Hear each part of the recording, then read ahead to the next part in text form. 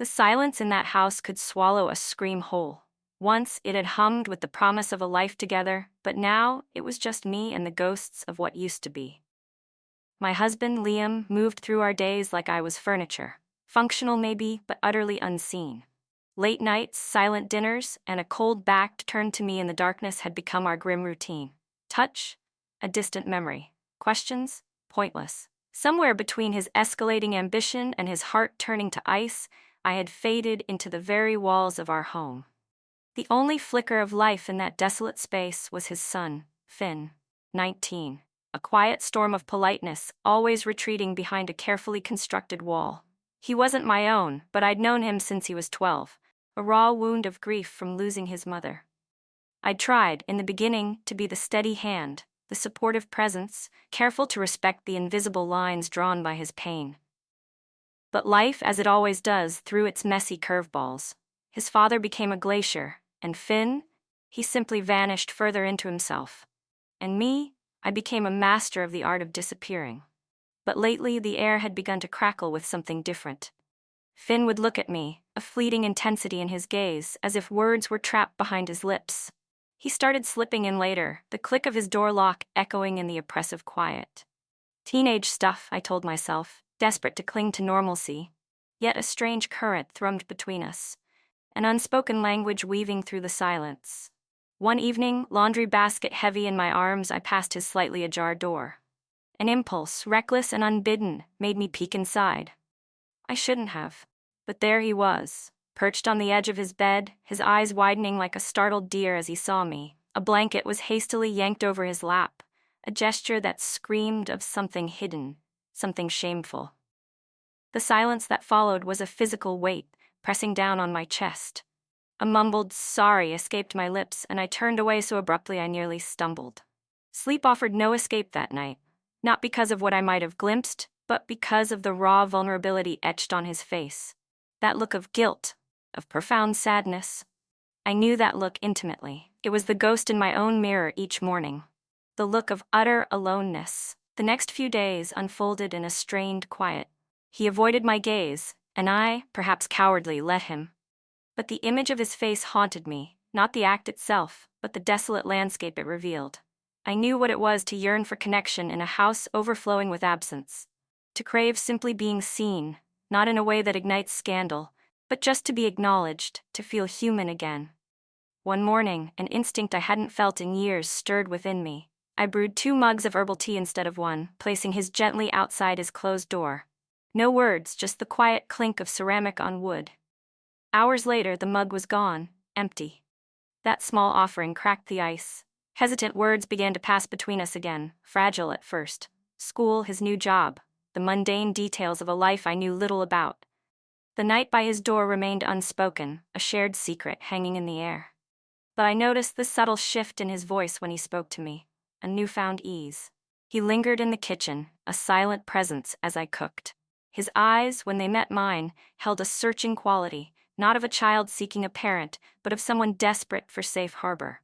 Perhaps we were both adrift, reaching for the same unseen shore.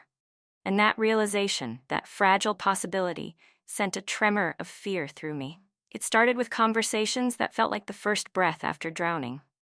Nothing forced, no awkwardness, just words that held weight. Finn began to unravel slowly, like a tightly wound spring finally finding release. He spoke of the confusing terrain of his future, the instability he felt, the faded edges of his mother's memory, the heavy silence of his father that made him feel invisible. I listened with a fierce understanding that resonated in my bones. I didn't reveal my own desolate landscape immediately, but with each shared confidence, the cracks in my carefully constructed facade deepened. I confessed the invisibility I felt, the hollow echo of a marriage sustained by duty, not love. I stayed, I admitted, not out of hope, but out of a fear of causing more pain. He offered no judgment, only a gaze that made my words feel sacred, as if our shared pain was a tangible thing we could hold together. The connection bloomed with surprising speed. Soon, laughter echoed in the house over ridiculous television shows. He became my shadow in the kitchen, asking questions he already knew the answers to, just to keep the sound of my voice alive. I didn't push him away. I should have, A voice of reason whispered faintly. But I didn't. I rationalized it as simply being there for him. The way no one had been for me, the way his own father had failed us both. One night he stumbled in, exhaustion clinging to him like a shroud. A simple "Are you okay?" unleashed a torrent of words, raw and directionless, about feeling unseen, lost, like his own identity had dissolved. Without conscious thought, my hand reached for his. He didn't flinch. Instead, he leaned his forehead against my shoulder, a gesture of pure vulnerability. Not a boy, not a man, just a soul seeking solid ground. We sat in the quiet embrace, and a long dormant ache stirred in my chest. Something akin to warmth, something undeniably dangerous. The days that followed were charged, the air between us thick with unspoken tension. We walked an invisible tightrope, a path neither of us had consciously chosen. His gaze lingered too long. I felt it, a physical pull. My own breath hitched when our hands brushed, a spark igniting in the stillness. My heart, foolishly, leaped. There was no forbidden touch, no stolen kiss, no physical boundary crossed. But in the secret landscape of our minds, the crossing had already begun. Terror coiled in my stomach. I tried to reason it away. Vulnerability, loneliness, nothing more. But then I found myself choosing my clothes with more care when I knew he'd be home. My laughter a little brighter at his jokes, a silent invitation for him to draw closer. And when he did, I remained rooted, every nerve ending humming. It was as if we were both waiting for an intervention that never came, and that silence roared louder than any words. His gaze became a brand, no longer accidental. It lingered, a question mark etched in his eyes. There was no denying its intent. He didn't look at me like a stepson. He looked at me like a man deciphering a forbidden text, searching for meaning in the spaces between my carefully chosen words. And the most terrifying part? I didn't stop him. I met his gaze, held it for a heartbeat too long, a silent invitation for him to stay. The house shrank, the walls closing in. Every shared room felt suffocating. Every exchanged word vibrated with a newfound weight. My heart, a traitor, had already pledged allegiance. I was drawn to him, not because of the label he carried, but because of who he wasn't. He wasn't his father, cold, distant, dismissive. He listened. He saw the woman the world had rendered invisible. And that visibility, that simple act of being seen, was a drug I craved. One night, a simple sentence shattered the fragile equilibrium. "You always know what I need before I say it." I offered a smile, but his words resonated deep within me, a chord struck in a long silent chamber. No one had spoken to me like that in years. Not Liam, not anyone. And then the truth hit me with the force of a physical blow. I wasn't just seen, I was wanted. Not for what I could offer, but for who I was. The essence of me that had been buried under layers of neglect. We were sitting too close, the air crackling. His arm brushed mine, a jolt of electricity. He looked at me, a silent plea in his eyes. My own heart hammered against my ribs, a frantic drumbeat. The space between us dissolved for a fleeting second. He leaned in. I did too. But before our breaths could mingle, instinct, a primal surge of survival and guilt, yanked me back. The moment shattered, the fragile possibility splintering into a million pieces. "I'm sorry," he whispered, the words a secret shame.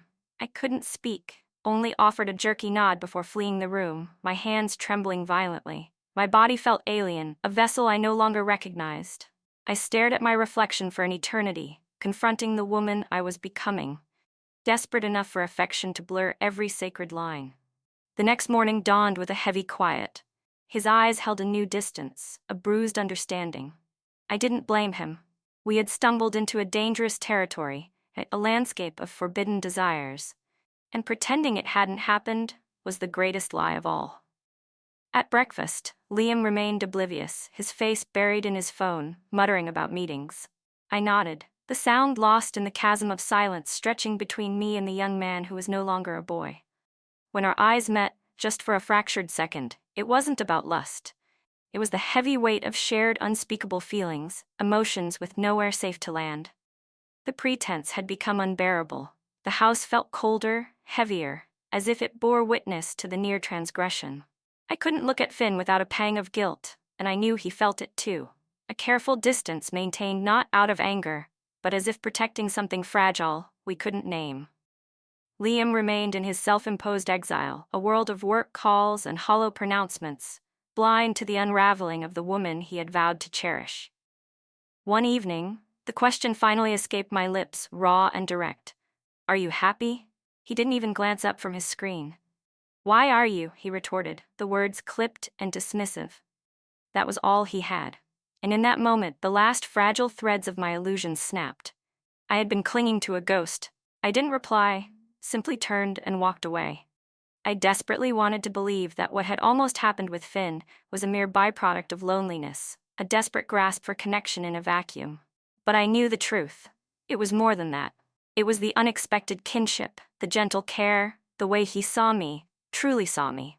But none of that excused the dangerous path we had almost taken. Accountability, even for unspoken desires, was mine to bear. Emotionally, I had trespassed boundaries that should have remained inviolable. So I left. No dramatic confrontation, no tearful explanation for Liam. A single suitcase packed, a note with words rehearsed countless times in the silence of my mind, and I walked out the door. A small apartment across town became my sanctuary, quiet, bare, but mine. The first space I had ever claimed solely for myself. I didn't reach out to Finn, he didn't reach out to me. Perhaps it was for the best, a mutual understanding that we had danced too close to a dangerous flame, even if we hadn't been burned. But the moments lingered, indelible whispers in the quiet corners of my mind. Shame was a shadow I had to learn to outrun as I began the slow, arduous process of rebuilding. I had to rediscover the woman I was without the validation of another's gaze. Weeks bled into months. Life slowly and imperfectly began to mend. I picked up my paintbrushes again, enrolled in a long-deferred course. I started to remember what it felt like to be whole, to belong to myself. One day, a letter arrived. No return address, just a few lines in familiar handwriting. "You helped me see myself. I'm sorry if I ever made you feel like less. I'll never forget you." Tears streamed down my face, not for a lost love, but for a profound understanding. We had been broken mirrors for each other, reflecting the fractured pieces no one else could see. But mirrors aren't meant to hold. They are meant to show. I am not proud of everything that transpired, but I am no longer the woman who waited in silence to be noticed. I walked away before the precipice, and sometimes survival is the truest, most honest form of love there is.